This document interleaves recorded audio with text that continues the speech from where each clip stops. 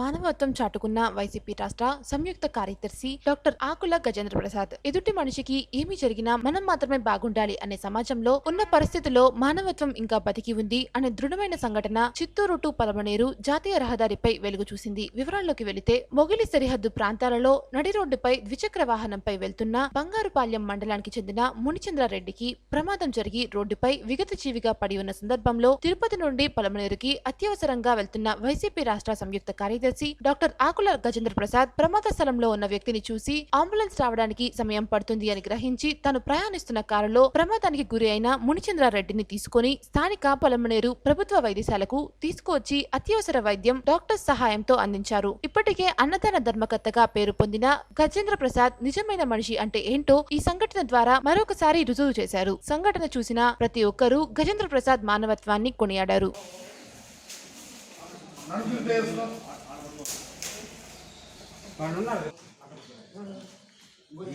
ఏ vehicle ఇది